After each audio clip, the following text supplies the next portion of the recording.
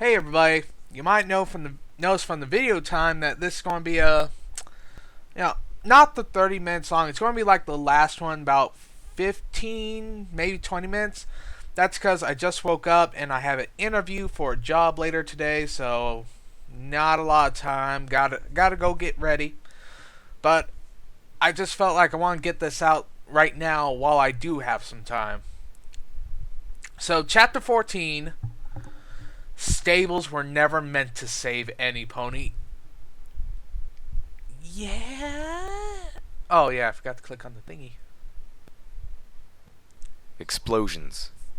The world around me was rent apart by a cacophony of violent light and bombastic sound, shocking heat following a roar beyond the might of thunder.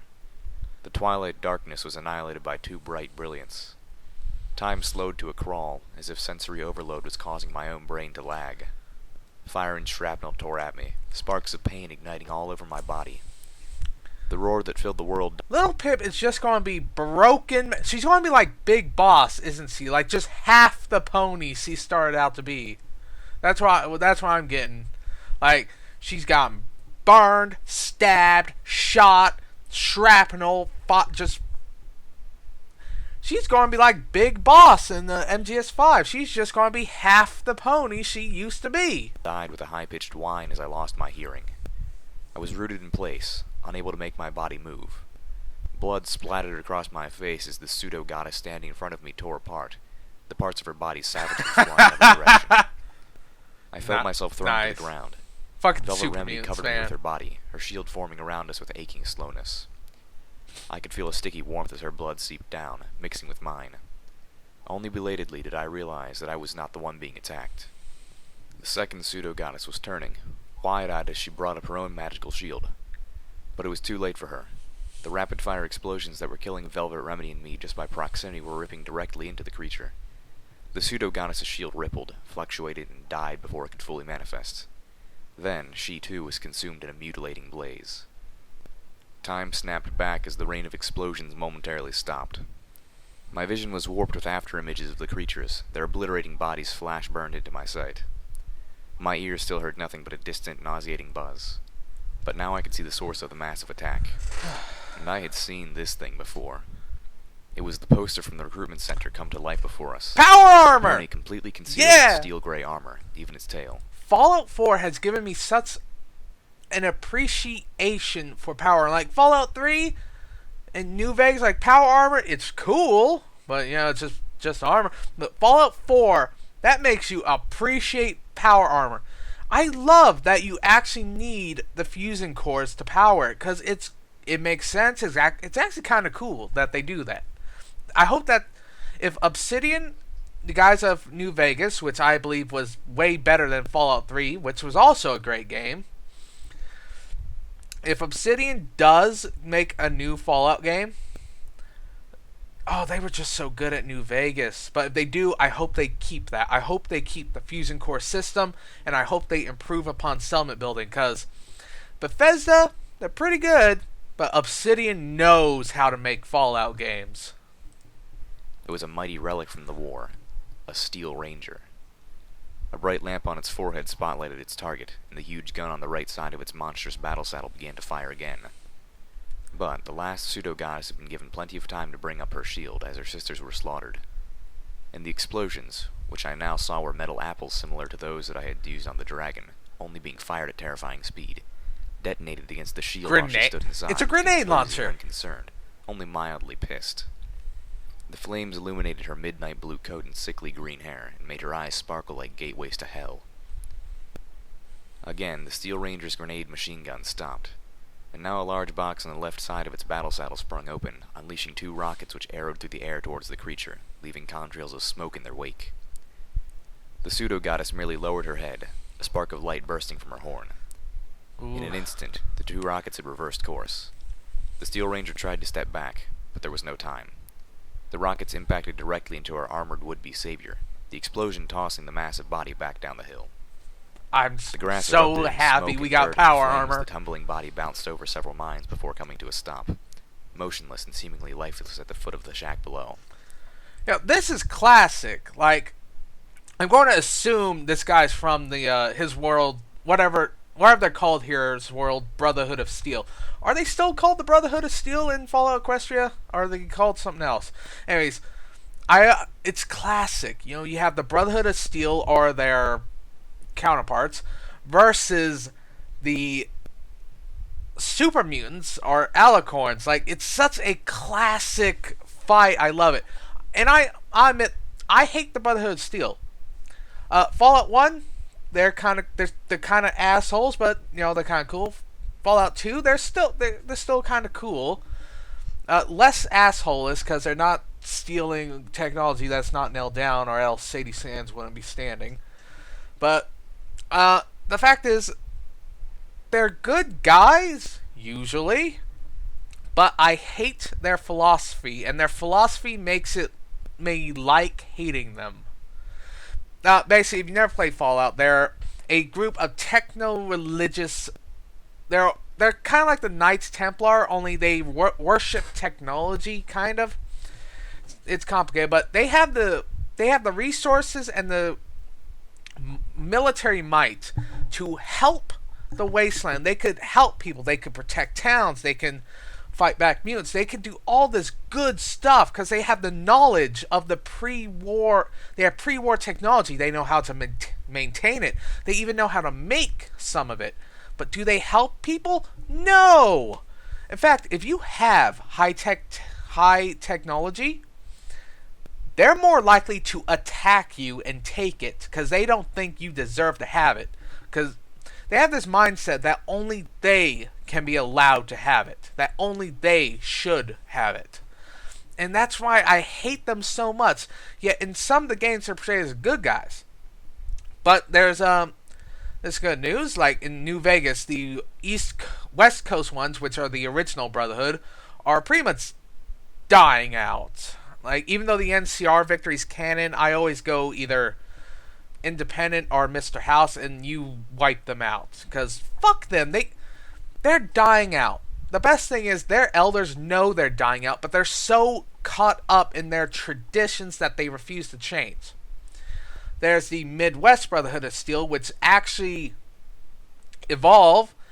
They're kind of like warlords, but I don't think they're really evil. Again, that's like all Fallout games. You could change the ending. But in Fallout Tactics, you get to see them and be a part of them. And they basically use their tech. Oh god, I'm going on and on. But the Brotherhood is still such an interesting.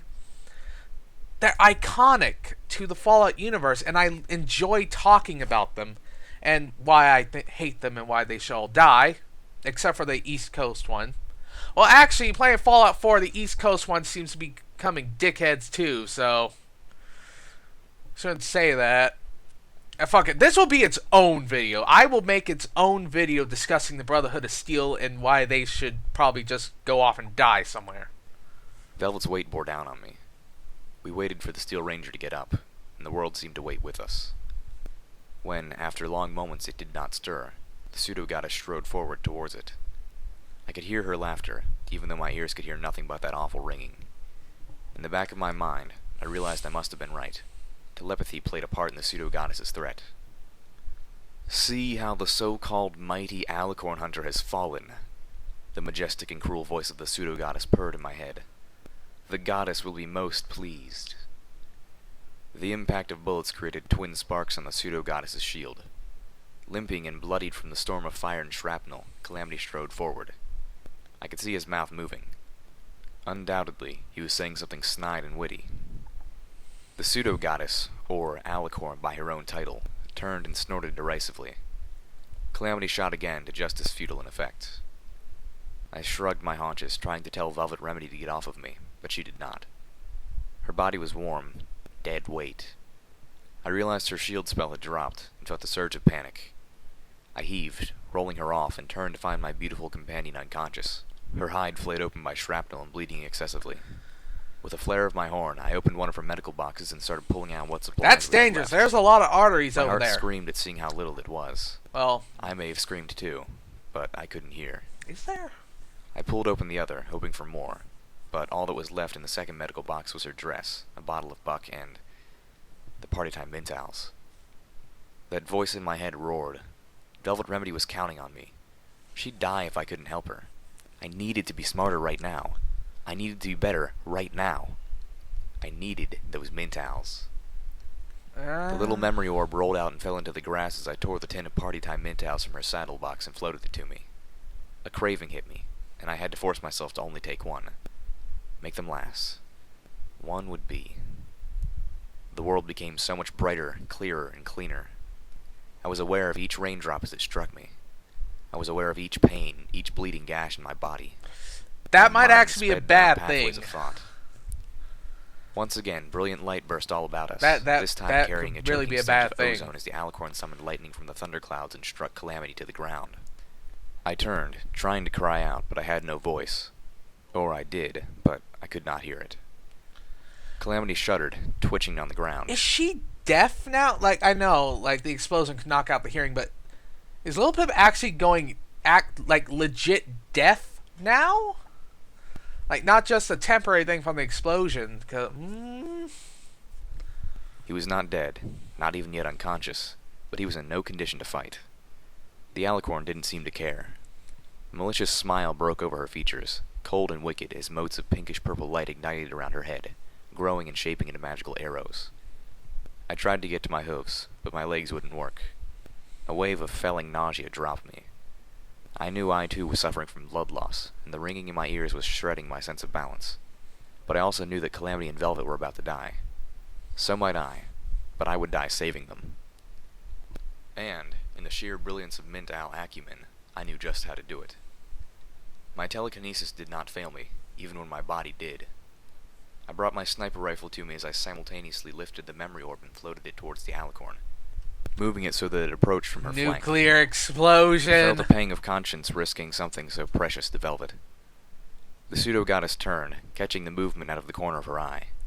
She reacted before she recognized it, expecting a grenade, focusing her magic against it and sending it hurling back at me. The memory orb glowed softly as the alicorn touched it with her focused magic. Her eyes went wide, her shield dropping and the forming cascade of magical arrows evaporating as the alicorn was lost inside the memory. Slipping Slipping into the targeting zen of I had the sense, wrong I idea. lined up the headshot and pulled the trigger.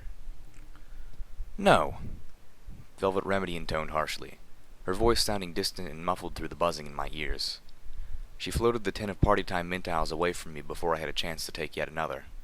I'd taken two already, one before killing the alicorn, and a second to stave off the massive depression that I knew would be coming when the first wore off.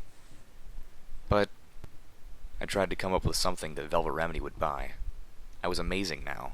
I could talk anyone into anything. At least let me hold on to them. I might need them. And yet somehow, I couldn't convince the most beautiful mare in the wasteland to let me keep a tin full of medicine. It's not I'd medicine, it's administered fucking the last drugs! medical potions to Velvet Remedy. The magical liquid seemed to work achingly slowly at closing her wounds. Now she was left with just the healing bandages to aid Calamity and myself. We didn't have anywhere near enough. She was still very weak from the loss of blood, and was having trouble standing. Go Calamity loot needed a the medical power brace to fix his armor! leg. Velvet Remedy didn't want to risk a mending spell until that was properly set. More, he needed serious bed rest to recover from the lightning strike. There was one more. I had to wave Velvet Remedy back before I approached the unmoving armored figure crumpled against the shack below. Harnessing my levitation, I could pass over the minefield safely. Velvet Remedy could not. Between the alicorn's thought words and the label my pit bucket spontaneously given the shack, it didn't take party time mint owl enhanced smarts to realize that this had probably been Steelhooves. The great alicorn hunter, meaning there were more of these, possibly a lot more.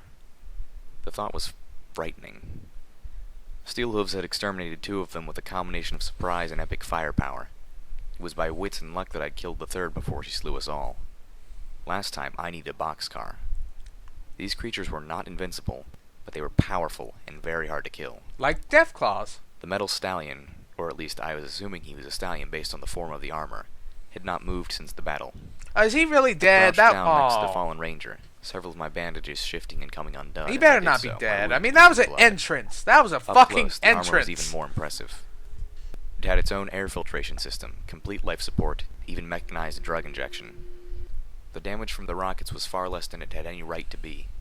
Still, the armor had caved in at the point of impact, gruesomely crushing the pony inside. I tried to find a way to remove the helmet. If there was one, it was well concealed. But I found a jack point that would allow my pit bug to interface with the helmet's own arcane technology matrix. I pulled out a tool from my utility barding, already suspecting that the helmet included its own EFS and SATS equivalents, if not more. Whoever had designed the armor must have worked tail twined with tail aside stable tech. Don't do that. The voice from inside the helmet was low, rumbling, exceptionally masculine. I jumped back, startled. There was some pony alive in there.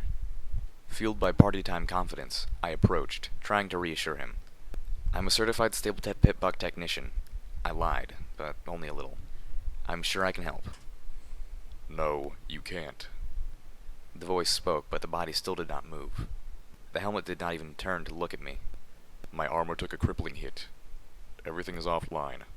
Medical, self-repair. The entire spell matrix has crashed. I sat back on my haunches, wincing as several sharp bolts of pain lashed up through my flanks. Can you... Without magical power, I cannot even move. I will die here. I am truly already dead. The low voice in the armor sounded resigned to the idea, and at peace with it. No. There's an exit valve. Well, okay. And if I'm not Normal mistaken, Fallout armor has exit valves. As a final act, it was a good one. I was taken aback at my overblown reputation. A deep discomfort stirred inside me. It wasn't right for other ponies to risk their lives for me, thinking of me as something special. I stared at the Steel Ranger, not dead but paralyzed. If the armor had no power, jacking into it wouldn't do any good. I looked back to Velvet Remedy, wishing I had actually taken some time to learn more about medicine from her rather than just relying on her skills. I contemplated lifting her over the minefield. Turning back to the fallen armored pony. Okay, steel hooves, right? How did you... Oh, of course. Of course what? Shaking off the confusion, I continued. I'm bringing our medic over. Without another word, I turned and focused my magic on Velvet Remedy. She floated into the air with a shocked eep. She started to float through the air towards us. Little Pip, put me down. Minefield, I said casually. Okay, move me, then put me down. A moment later, she had joined us. She gave me a ladylike nicker and turned to look over the armored hunter. As I informed her of what he'd told me, my mind flashed to the poster I'd seen on the wall of Candy's clinic. You don't have to be a Steel Ranger to be a hero. Join the Ministry of Peace today. I looked at Velvet Remedy, knowing she must be familiar with the same poster from somewhere, and wondered if she was remembering it as well. You need not bother, Steelhooves insisted. There is nothing to be done. I've had a good gallop. Nonsense, Velvet Remedy neighed, brushing off the Steel Ranger's morbidity. Now we just have to get you out. No, the low, gravelly voice said again. Sorry? Velvet asked, confused. She had spent several minutes examining the armor, looking increasingly worried. Even if the armor protected you from the burns and slashes, you've suffered massive blunt trauma. The internal damage could... As she spoke, she began to wrap the armor in a soft magical glow. Don't remove my armor. Velvet Remedy whinnied. Oh, please, I just went through this with Calamity. I can't treat you if I can't see you. If you remove my armor, I will die. I blinked, gaping at him, eyeing the huge dent crushed into his side. I didn't possess Velvet Remedy's medical insight, but I can imagine that the armor was the only thing holding him together. I don't want to stop, but I have to stop. Well, that seems like... God damn it!